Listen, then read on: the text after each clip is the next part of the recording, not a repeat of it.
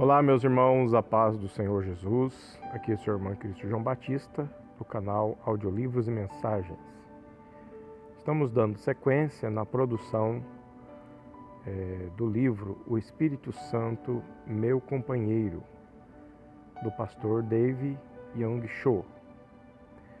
E nesse capítulo 3, traz como o tema nomes e símbolos do Espírito Santo. No final, se você gostar, não deixe aí de deixar o seu comentário, seu joinha e também de fazer sugestões de outros livros que nós podemos estar aqui postando.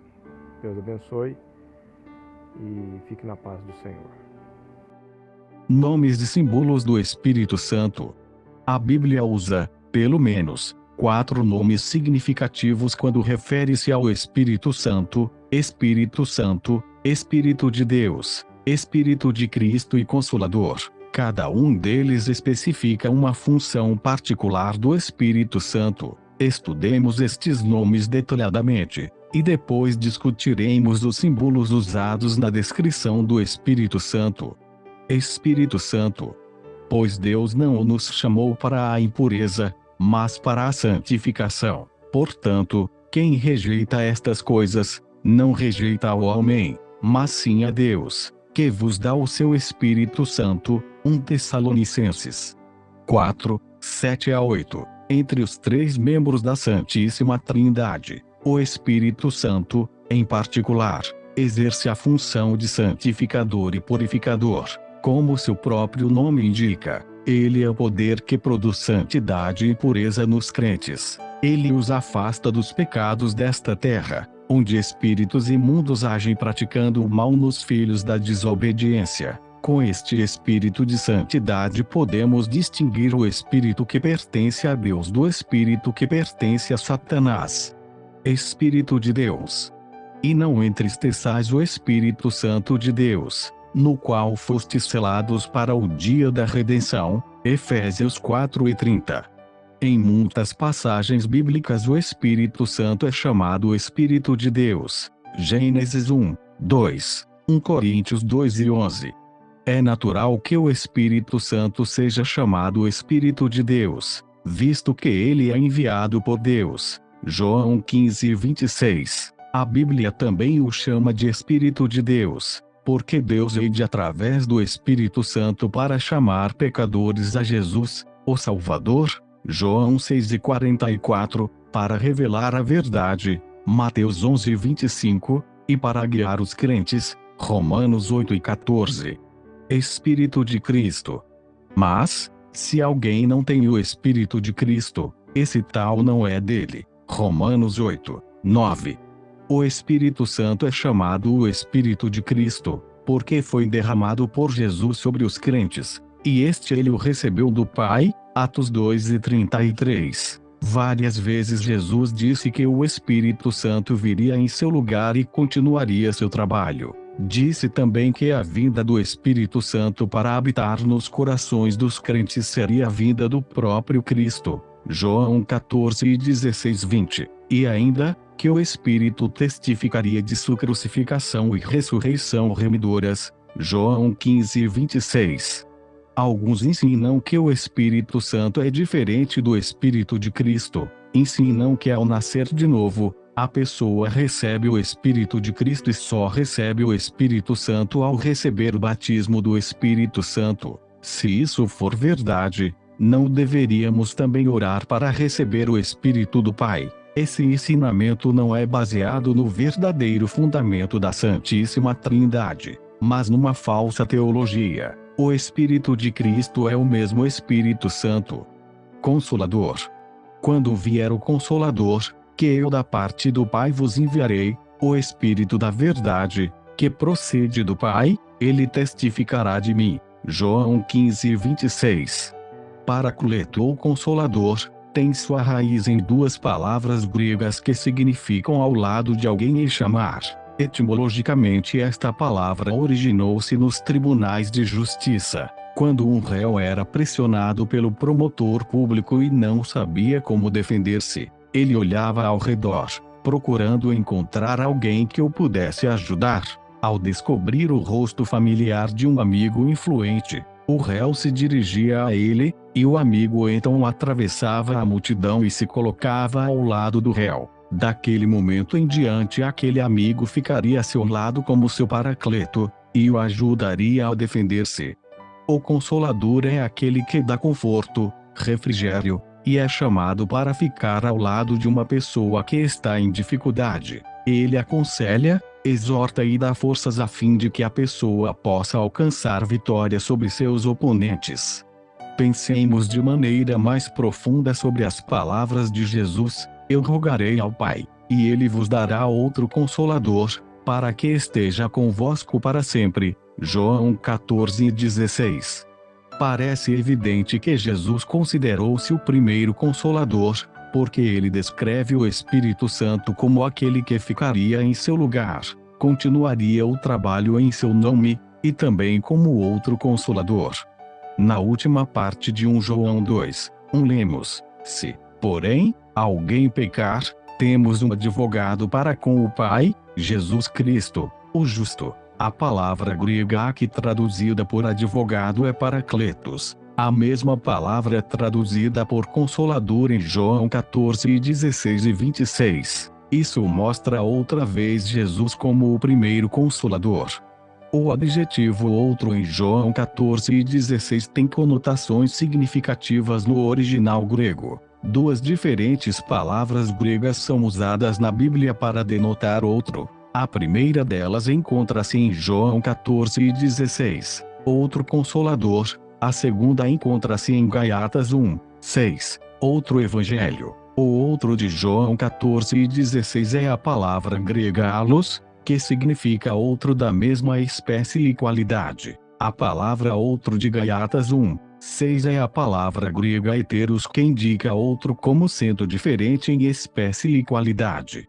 Surpreendentemente, quando Jesus referiu-se a outro Consolador, ele usou as palavras allos paracletos. Por quê? Porque, apesar de o Espírito Santo ser uma pessoa diferente de Jesus, ele é a mesma espécie de Consolador, da mesma natureza divina e com o mesmo propósito de Jesus. Ele glorifica o nome de Jesus e atua em seu lugar.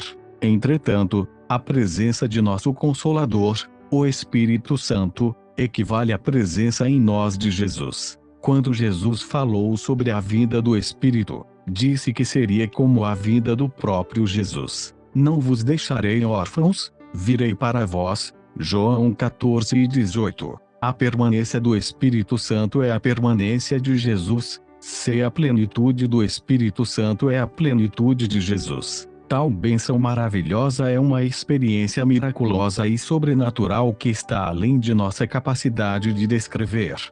Os símbolos do Espírito Santo. A Bíblia está repleta de símbolos referentes ao Espírito Santo. Agora que já vimos quem ele é e como é chamado, podemos estudar as características das metáforas empregadas para descrevê-lo. Água.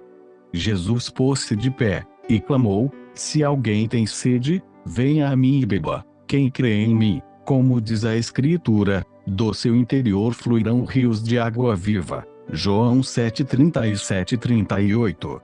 Em muitas passagens na Bíblia a água é usada como símbolo do Espírito Santo, porque esta metáfora é adequada. Se observarmos a relação que existe entre a água e a vida humana, poderemos entender muitas coisas sobre o Espírito Santo.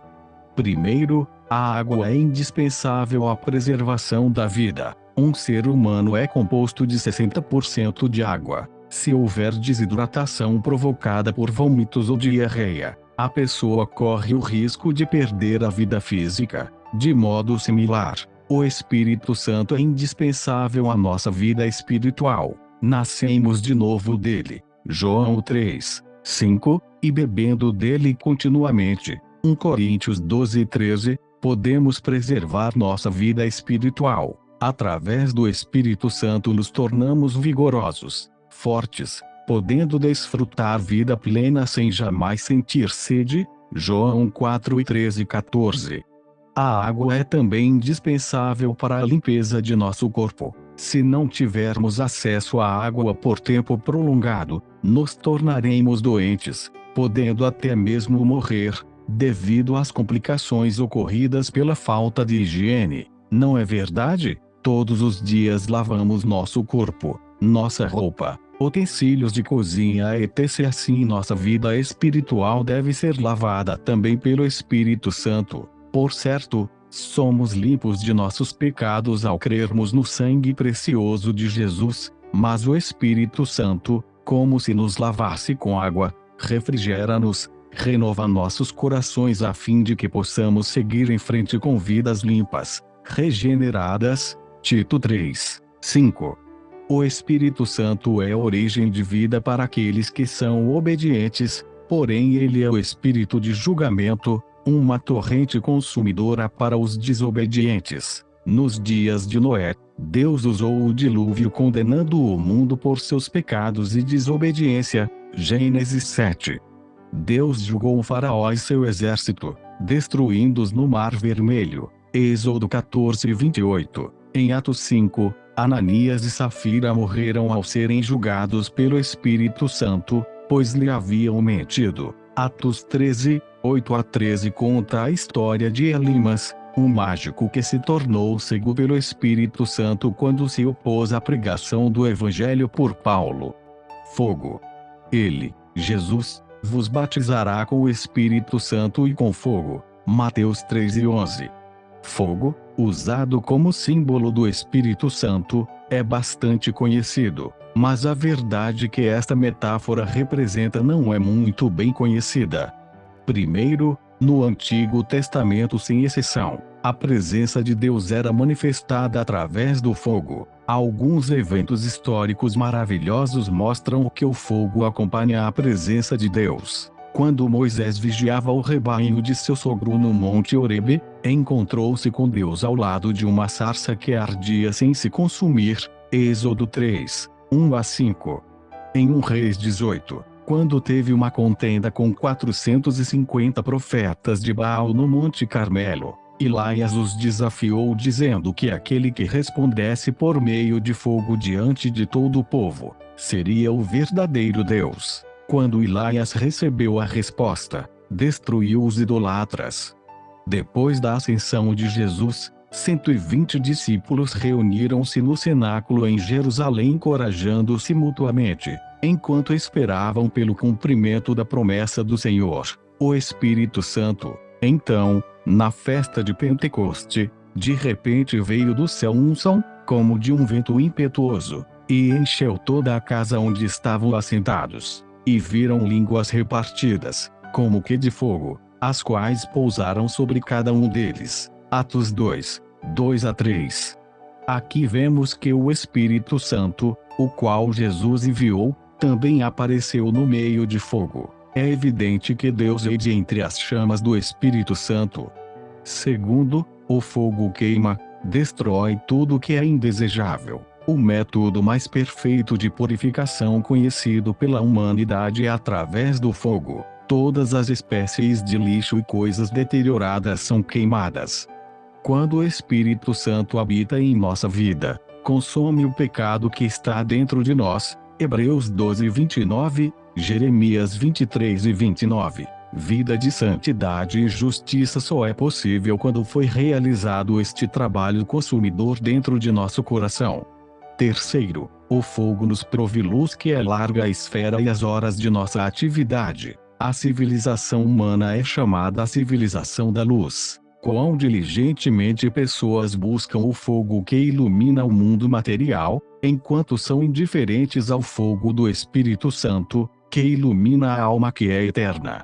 O Espírito Santo vem em nosso coração enegrecido pelo pecado e a morte, e mediante o derramamento de sua luz divina e celestial nos ajuda a ganhar a vida eterna e conhecer o segredo do céu.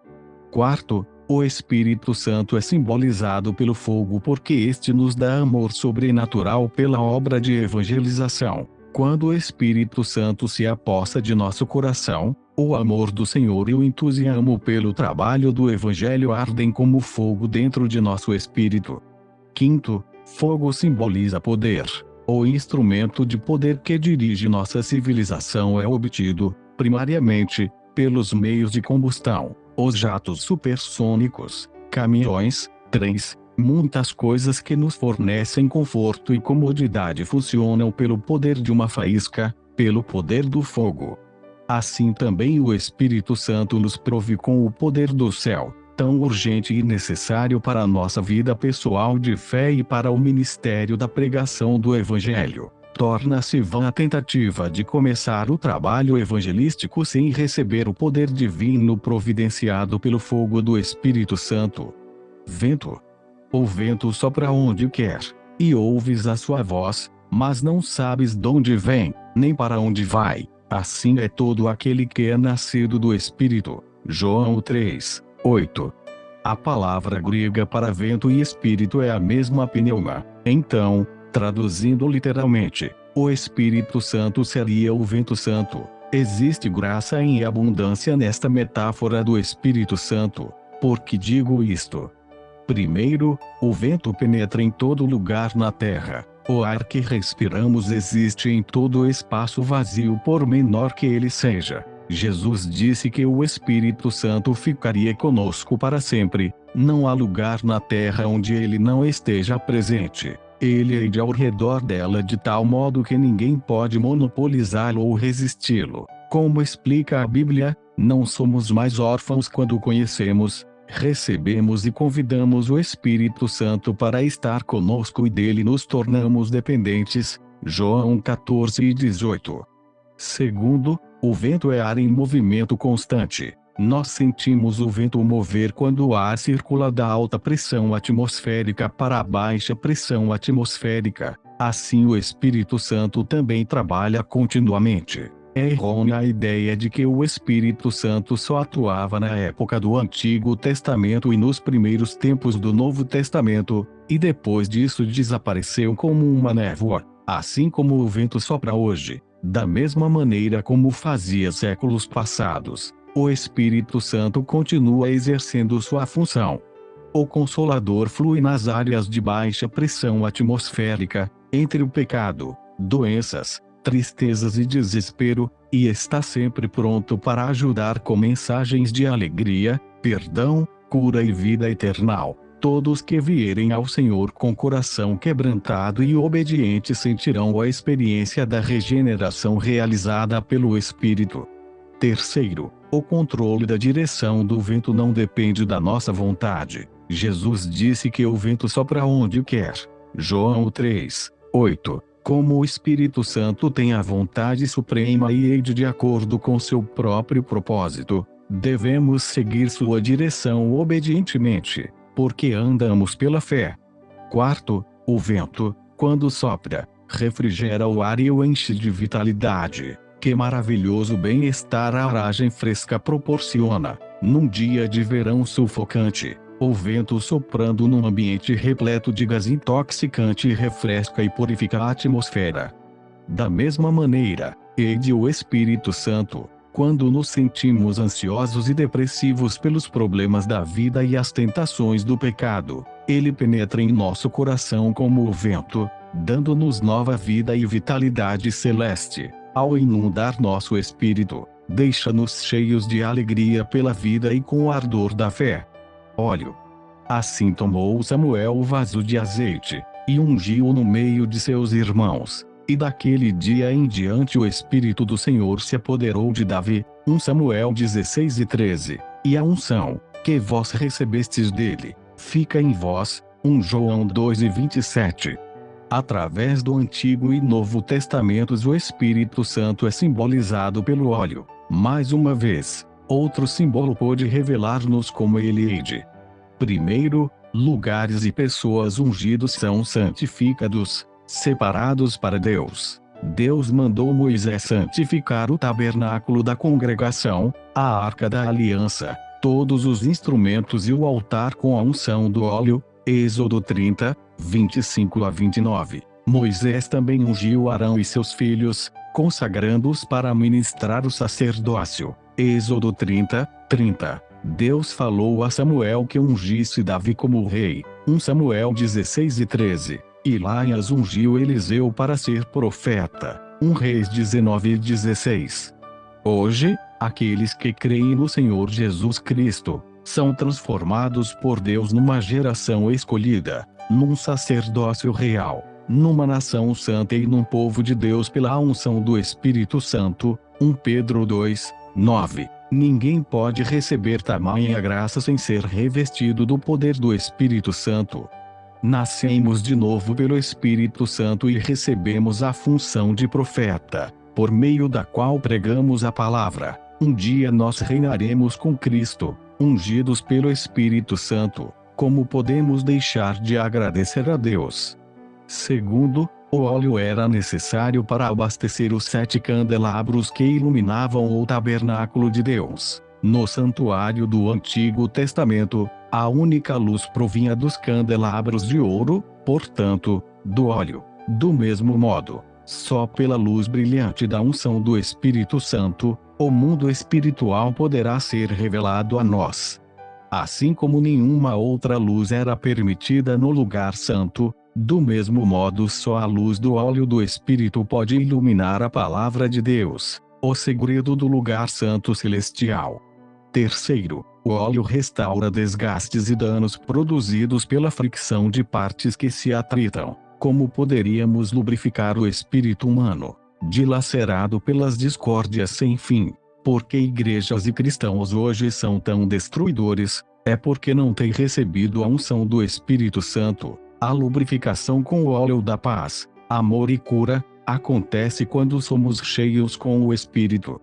Quarto, o óleo é um ingrediente necessário para a preservação da vida, porque os espíritos de alguns crentes têm se tornado secos como os ossos no vale da visão de Ezequiel, porque a igreja está definhado, tanto em qualidade quanto em quantidade. É porque os cristãos não têm recebido o óleo do Espírito Santo, a nutrição celeste indispensável ao nosso espírito. A história e a realidade provam claramente que, tanto igrejas como cristãos, quando cheios do Espírito Santo, são bem nutridos. Isso acontecia no passado e assim continuará sempre. Chuva. Ele será como a chuva sobre a erva ceifada, como os aguaceiros que umedecem a terra. Salmo 72, 6. Conheçamos, e prossigamos em conhecer ao Senhor. Como a alva será a sua saída, ele a nós virá como a chuva, como chuva serôdia que rega a terra. Oséias 6, 3. Há 2 razões claras para o uso da metáfora do Espírito Santo como chuva. Falemos sobre a terra. Ela não pode produzir nenhum fruto, nem manter qualquer tipo de vida a não ser que receba chuva. Nos dias do profeta Ilaias no Antigo Testamento, quando todas as plantas e árvores estavam secas e a vegetação morta, Ilaias orou ardentemente pedindo chuva. A chuva caiu e a terra produziu fruto. Assim como a terra pode produzir fruto e preservar a vida apenas quando recebe chuva, a vida espiritual de uma pessoa também só pode renascer, produzir fruto e conservar vida de poder, mediante a chuva do Espírito Santo.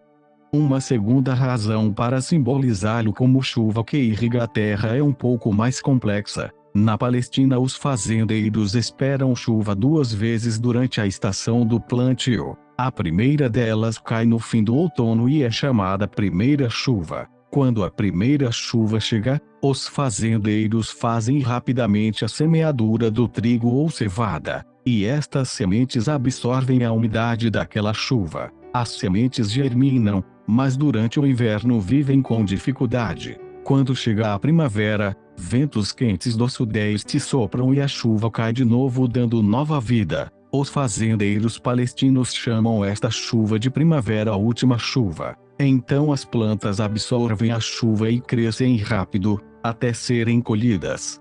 Este ciclo natural é mencionado em relação ao Espírito Santo, no livro de Tiago. Sede, pois, irmãos, pacientes até a vinda do Senhor. Vede que o lavrador espera o precioso fruto da terra, aguardando com paciência, até receber as primeiras e as últimas chuvas. Tiago 5, 7.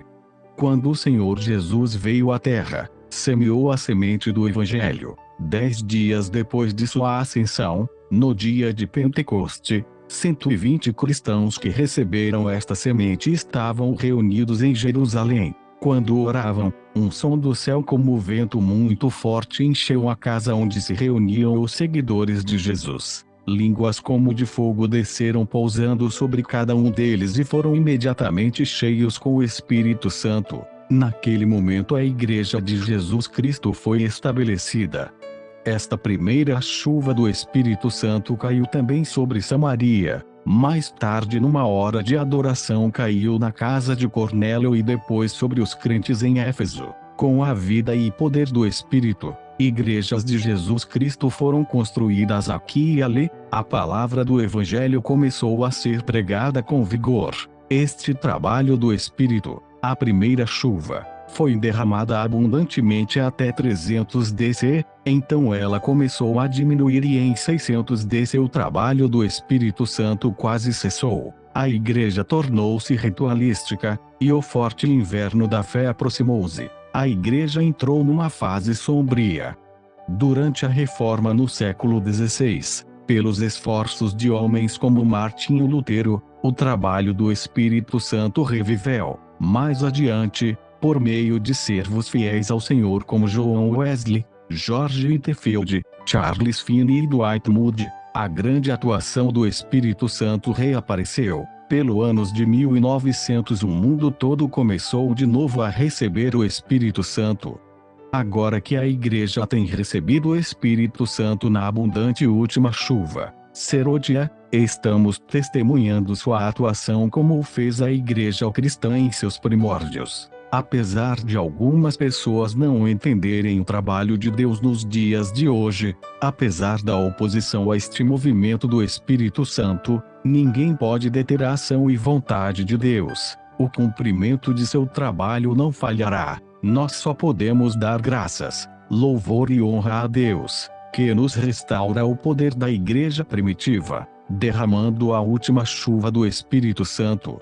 Quando fui convidado para presidir a 8ª Conferência Mundial Pentecostal realizada no Rio de Janeiro, Brasil, não pude deixar de admirar o maravilhoso trabalho do Espírito Santo. Nesse país católico, enraizado com cerimônias e ritos, afirma-se que milhões de pessoas já receberam o Espírito Santo de acordo com Atos 2, 4. Agora, antes da segunda vinda do Senhor Jesus, o Espírito Santo está de novo despertando a Igreja ao redor do mundo e derramando sua graça, libertando almas através da crença em Jesus Cristo, admitindo que, agora é o tempo oportuno para revitalizar nossa fé pelo recebimento da chuva serôdia do Espírito. Devemos permanecer em fervorosa oração. Pomba. Então João testificou, dizendo: eu vi o Espírito descer do céu como pomba e permanecer sobre ele. João 1:32. Este versículo descreve a ocasião mais importante em que a pomba aparece como um símbolo do Espírito Santo, quando Jesus foi batizado por João Batista no Rio Jordão. Quando os céus se abriram, o Espírito de Deus desceu em forma de uma pomba e pousou sobre Jesus. Há profundos significados na metáfora de uma pomba como simbolismo. Primeiro, no mundo inteiro a pomba é conhecida como um símbolo de paz. Em Gênesis, quando Deus destruiu toda a carne pelo dilúvio, Noé e os 7 membros de sua família acharam graça aos olhos de Deus. Foram salvos na arca. 40 dias depois que a arca pousou no Monte Ararat, Noé soltou uma pomba pela janela da arca para ver se as águas já haviam baixado. A pomba voltou e Gênesis 8 relata, esperou ainda outros 7 dias, e tornou a enviar a pomba fora da arca. Quando a pomba voltou a ele à tarde, no seu bico havia uma folha verde de oliveira. Assim soube Noé que as águas tinham minguado de sobre a terra. Gênesis 8:10, 11. A primeira evidência de que a paz retornara à terra, e que o julgamento e ira de Deus já haviam passado, foi uma pomba.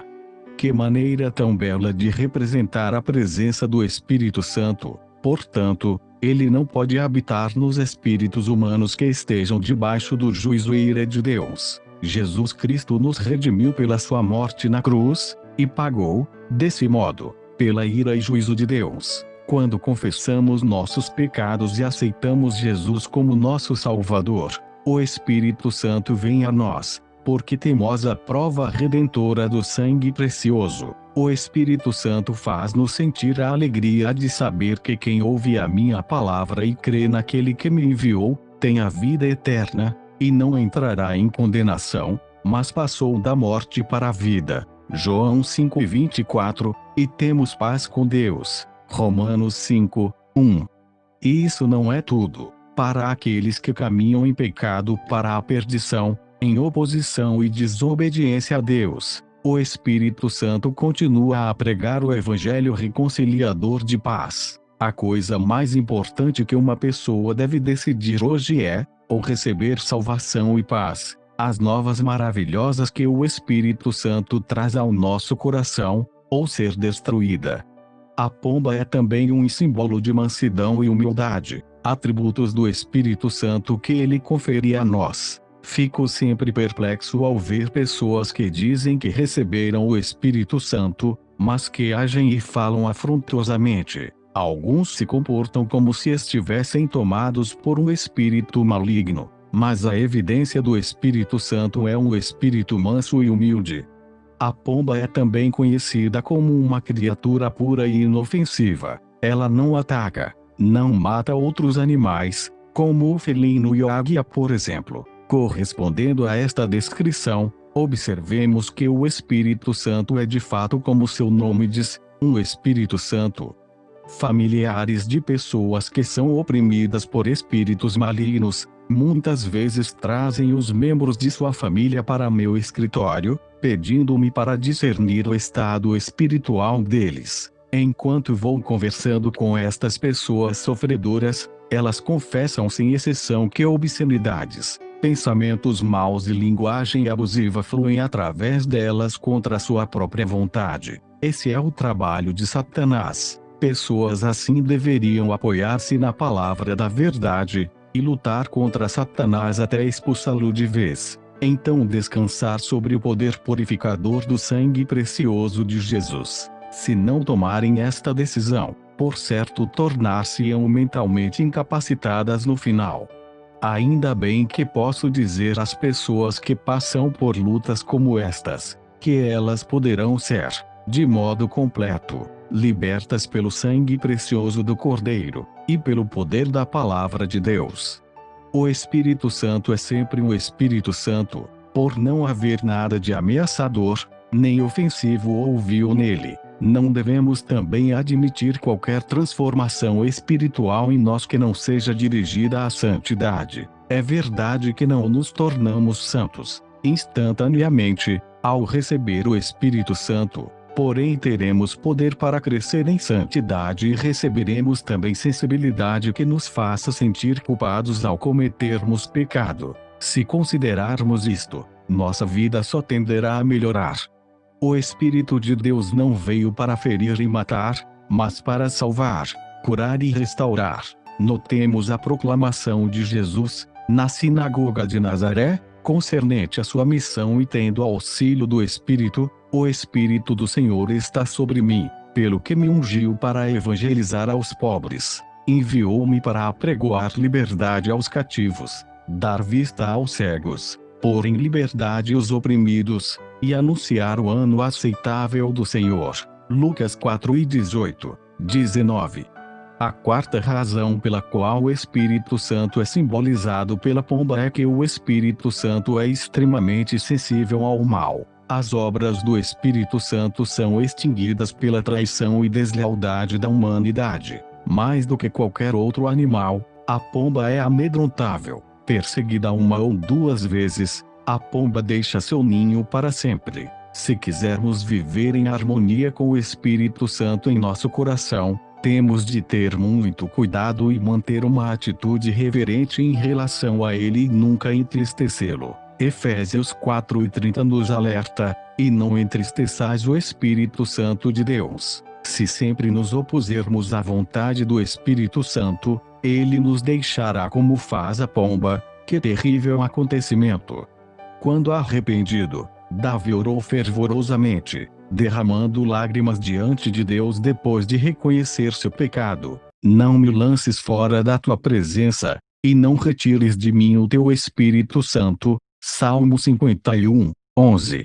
O Consolador que desceu em forma de uma bela pomba e pousou sobre Jesus, desce sobre nós hoje, ansioso por encher nosso coração.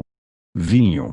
E não vos embriagueis com vinho, em que há devassidão, mas enchei-vos do Espírito. Efésios 5:18. Todos se maravilhavam e estavam perplexos, perguntando uns aos outros: que quer dizer isto? Outros, porém, zombando, diziam: estão cheios de vinho. Atos 2:12-13.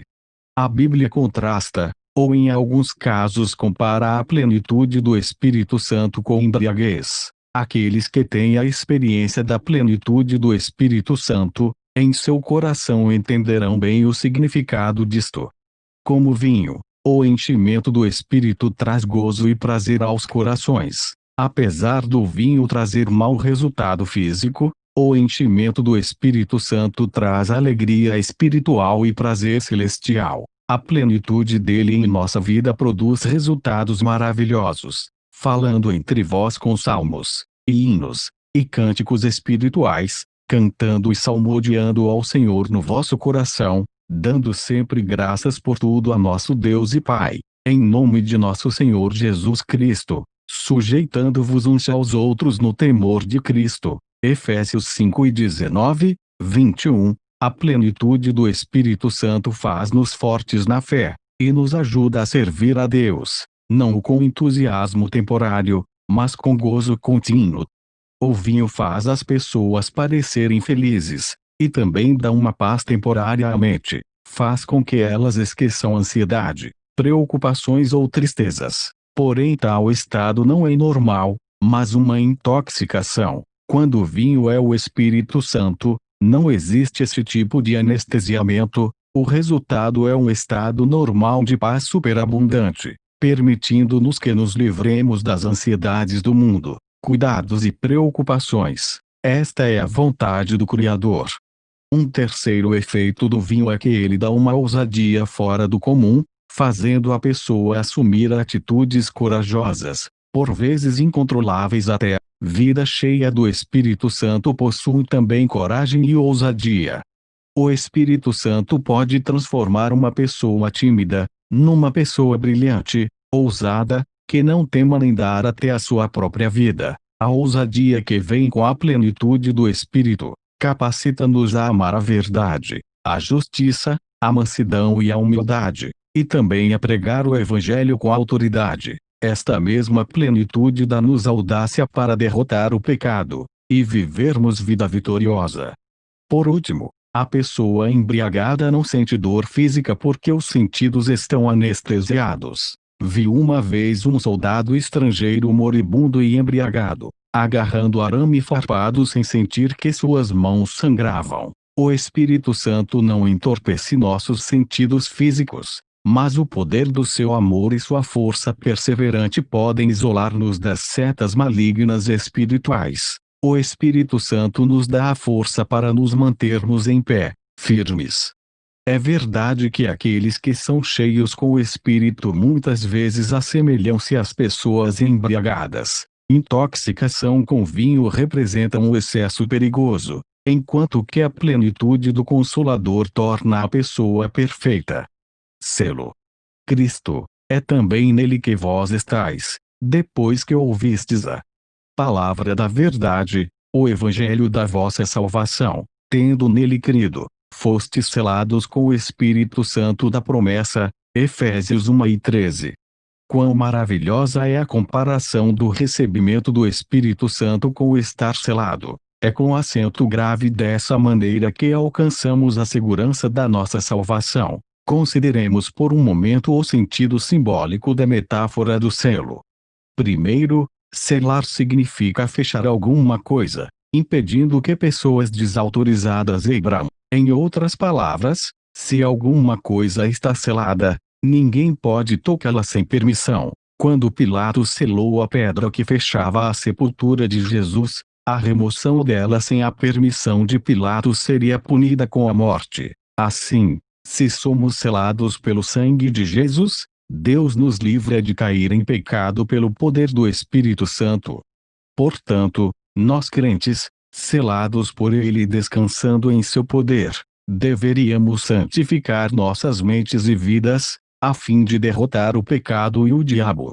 Segundo, o selo é sinal de garantia de propriedade, algo que experimentamos diariamente. Pensemos desta maneira: ninguém pode retirar meu dinheiro do banco sem meu selo ou assinatura. Se eu marcar minhas posses com meu selo, todos saberão que aqueles valores pertencem a mim. Quem tentar retirar o selo e se apossar do que ali está, viola meus direitos de proprietário, e incorre em sérias consequências. Do mesmo modo, Deus prova que seu povo é propriedade sua, selando-o com o Espírito Santo. Qualquer pessoa que ousar injuriar alguém ungido por Deus, viola a lei de propriedade de Deus e faz com que a ira do Senhor recaia sobre si mesma. Quando os que são selados pelo Espírito se humilham, obedecem à vontade de Deus e vivem para sua glória, o Senhor do céu e da terra será para eles amparo e proteção. Terceiro, selar significa autoridade. Aqui na Coreia todos devem ter um certificado de residência. Se o certificado não for timbrado que ou um selo oficial, não tem validade, perde a autoridade. Os crentes, sendo filhos de Deus, têm autoridade. Enquanto os discípulos estavam com Jesus, fizeram muitos sinais e maravilhas, agindo com autoridade e poder. Mas depois que Jesus foi levado ao céu sentiram-se derrotados, e miseravelmente incompetentes, até que foram cheios com o Espírito Santo. De repente, receberam grande autoridade. O poder acompanhava suas palavras e orações, dando-lhes coragem e ousadia. Como resultado da própria autoridade vinda de Deus, sua fé floresceu. Penhor. Mas aquele que nos confirma convosco em Cristo, e nos ungiu, é Deus, o qual também nos selou e nos deu o penhor do Espírito em nossos corações. 2 Coríntios 1:21, 22. Procuremos entender a maravilhosa bênção do Espírito Santo, descobrindo o significado completo de garantia. O que quer dizer a palavra penhor? Primeiro, pensemos na situação mais comum de garantia. Por exemplo, o fiador torna-se responsável pelo pagamento da dívida de alguém que ele garante. A responsabilidade de um fiador é um negócio muito sério. Nós podemos ter total convicção sobre nossa salvação. Mesmo assim, Satanás continua atirando setas de apreensão e dúvida em nosso coração. Ele nos ilude, engana-nos com muitas mentiras sutis como: será que você pensa que o céu realmente existe? Esqueça essa grande tolice. Ou, então, ter fé é ter uma religião, não faz diferença. Você pode professar qualquer uma. Todas as religiões são boas, levam a Deus. Nestes casos, não fosse pelo Espírito Santo que é a garantia da validade do Evangelho de Jesus, nossos espíritos enfraqueceriam. No final falharíamos, sem fé. Mas quando temos a plenitude do Espírito, ele garante e assegura a veracidade da palavra a cada momento. Todas as setas de Satanás enfim são quebradas. O Espírito Santo age, a partir deste momento, como nosso fiador, ajudando-nos a crer sem uma só dúvida, de que Deus é real e que Jesus é nosso Salvador. Aleluia! Segundo, quando adquirimos algo à prestação, ou quando assinamos um contrato de compra de casa ou terreno, nós damos o pagamento da entrada como garantia. Se o contrato for cumprido nos termos combinados, sei com certeza que a propriedade será minha. Do mesmo modo, o céu é justo. Salvos pela fé, recebemos o Espírito Santo como garantia. Enquanto estamos nesta terra, devemos viver em obediência e fiéis à palavra de Deus. Caso contrário, o contrato será anulado. Devemos ter cuidado para não perder nossa preciosa libertação, ofendendo a Deus ou caindo em pecado. Se andarmos pela fé, Sendo sóbrios e vigilantes, o Espírito Santo faz-nos transbordar com alegria e esperança. Seu contínuo encorajamento de que o céu é nosso, é a garantia da herança que um dia tomaremos posse.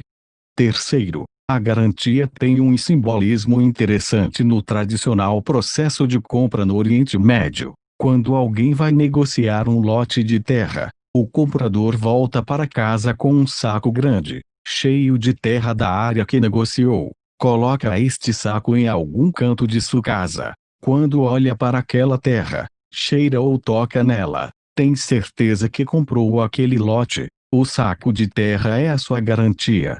Qual é o paralelo espiritual? O Espírito Santo é nossa garantia do céu. Nós ainda não chegamos lá para tomar posse e gozar de suas regalias, mas recebemos uma prova de que ele existe em realidade, quando sentimos a plenitude do Espírito Santo. Como é o céu? Enquanto continuamos nos caminhos desta vida, não vivemos apenas uma mera imaginação do céu. Agora e aqui mesmo possuímos parte do céu em nosso coração. Deus nos permite gozar um adiantamento, como prova da alegria, paz e descanso eterno do céu, enviando o Espírito Santo às nossas vidas. Ele nos conforta e atende. Que maravilha de amor! Recebendo esta amostra do céu, de forma mais ardente suspiramos por ele. E assim nos dedicamos com mais fervor à vida de fé para que sejamos dignos e cheguemos lá. Capítulo 4.